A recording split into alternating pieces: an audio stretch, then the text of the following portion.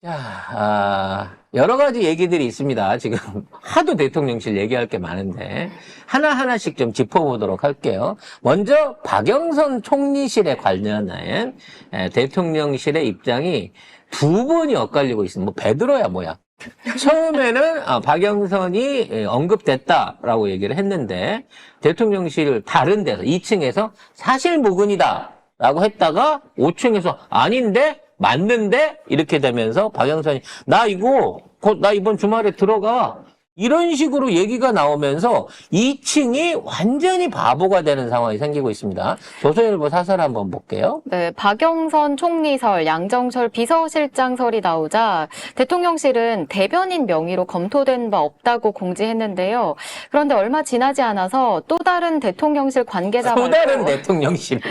인재풀을 넓히는 차원에서 검토 중인 건 사실이다라고 말을 합니다. 아예 반대의 그런 입장을 밝힌 건데요. 뭐 그럼 대변인도 잘 몰랐고 비서실장도 몰랐고 정무수석, 홍보수석 다 몰랐다는 건데 근데 다른 대통령실이 있다잖아. 아, 그러니까. 누구야? 아니, 도대체? 이걸 왜 다른을 앞에다 붙여놔. 대통령실의 또 다른 관계자는. 이렇게 얘기를 해야지. 다른 대통령실이라고 하니까. 대놓고 대통령이 여럿이다 라고 조선일보가 까고 있는 거죠. 그래서 지금 비선 논란이 일어나고 있다. 이 사설에서 그 얘기를 하면서 결국 대통령실 외에 또 다른 대통령실이 있다는 얘기니까. 비서실장이 모르는 인사가 있으면 이거는 심각한 문제지 않냐. 이렇게 얘기. 그러니까 조선일보가 작정을 한 것 같아요.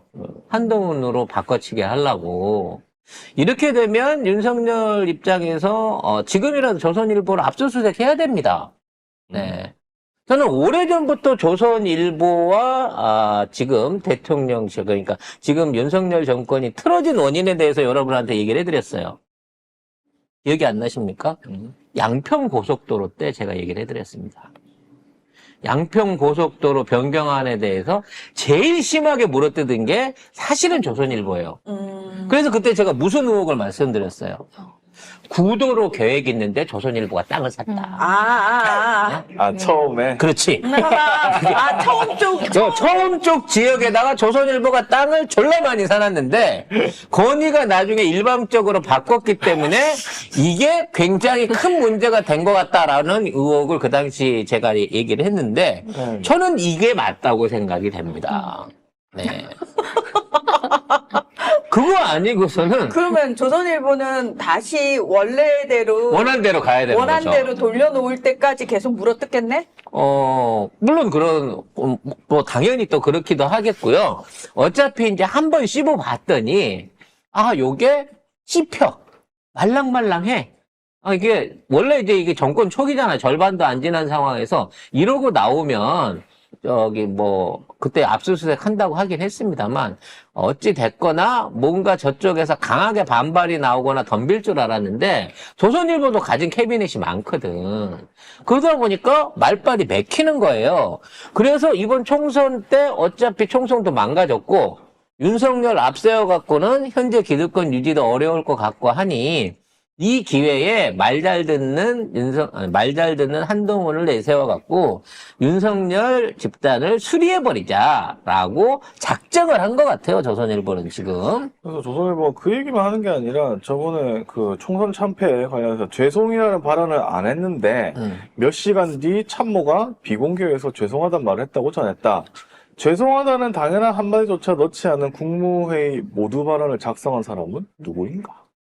그러니까 이 발언도 누구인가? 윤석열이 발표한 그 사과안이 나는 잘못한 게 없는데 국민들이 잘 모르는 거야. 이 개수작은 누가 썼냐는 거지. 이거 알고 있는 거야. 조선일보는 누군지 알고 있는 거야. 그렇지. 이거. 다른 대통령실에서 쓴 거라는 거야. 근데 예전에 박근혜 때도 최순실이 무슨 연설문 써줬다고 하지 않았어요? 이게 최순실이 그때는 이제 연설문을 써오면 고쳤다 그랬지. 직접 쓰진 않았단 말이야. 그래서. 근데 조선일보는 국무회의 모두 발언을 작성한 사람은 누구인가? 이렇게 그렇지. 써놨거든. 그러니까 작성한 사람이 다른 대통령실 사람이다라고 은연중에 까고 있는 거죠. 그리고 의대 정원 관련해서도 참모들 뒤늦게 증원 숫자 의대 그 조정이 가능하다. 이렇게 담화에 없는 입장을 밝혔는데 이건 또 누구냐는 거지. 그러니까 몇 번을 생각해봐도 조선일보가 보기엔 대통령실이 또 있는 거라는 말이지. 그리고 이게 있습니다. 이것도 미디어오늘에서 하는 거. 이것도 한번 보시죠. 네, 윤석열이 국무회의 때 했던 발언과 관련해 대통령실이 출입 기자들에게 미리 배포한 자료를 보면 윤석열이 실제로 했던 발언과 다른 내용들이 있습니다. 일단 윤석열은 민심을 겸허히 받아들인다고 적힌 자료와는 달리 받아들여야 한다 이런 말을 했고요. 그리고 자료에는 더 많이 소통하겠다고 돼 있는데 윤석열은 더 많이 소통해야 한다. 그러니까 자기가 아니라 다른 사람 약간 남 탓하는 듯한 그러니까 발언을 근데 하는 여기서는 이제 고친 건 그렇지. 누구인가 이거야.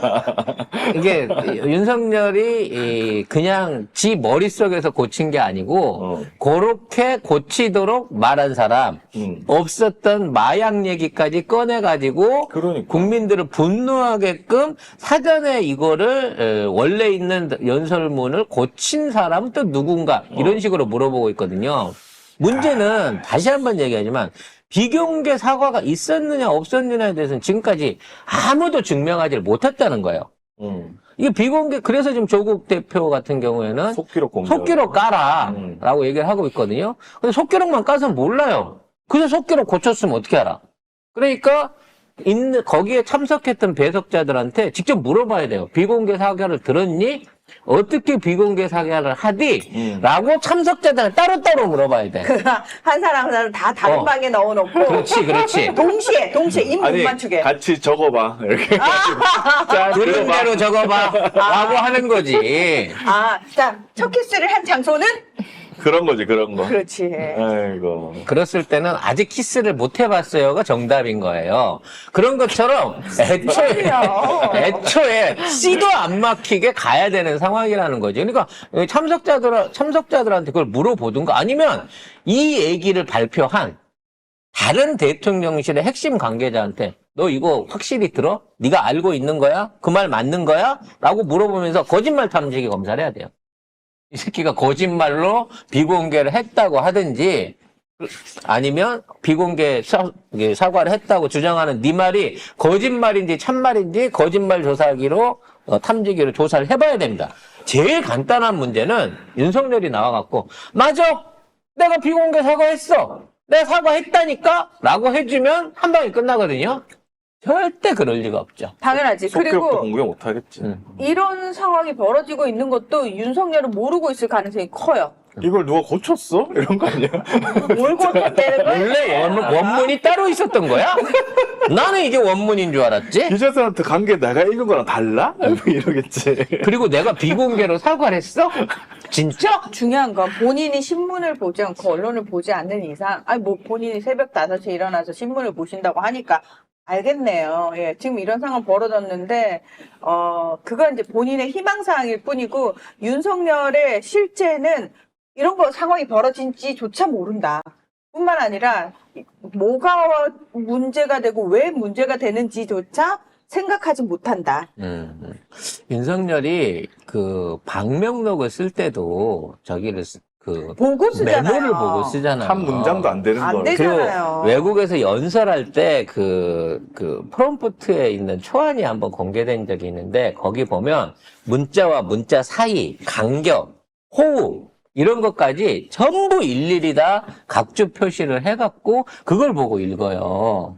근데 이런 윤석열이 뜬금없는 단어, 없는 문장 이런 것들을 창작해서 거기에 집어넣었다고 보기에는 에이, 이거는 사실 그랬으면 말이 꼬이지.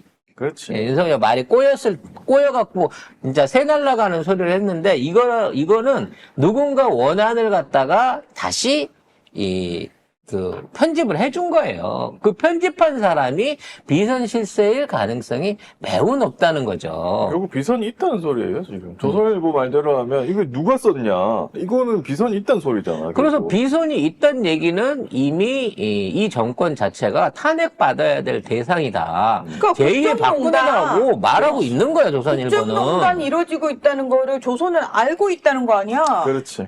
자, 이렇게 되게 되면요.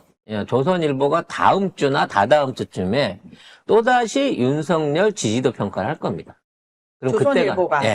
그때 가면 10% 미만으로 나올 거예요. 10%대로 나올 겁니다. 지금 38%다 하던 게 지금 28%로 내려와 있거든요. 근데 요렇게 이제 조선이 사설을 때리기 시작하면서 문제 제기를 하기 시작하면서 한동훈은 44%라고 해놓은 상태에서 윤석열 지지도를 20% 미만, 10%대로 끌어내릴 거고요. 한 달 후에는 아마 단단히까지, 그러니까 박근혜를 탄핵시킬 때 그 수순으로 지지율을 점점 더 끌어 떨어뜨리는 발표를 하기 시작할 거예요.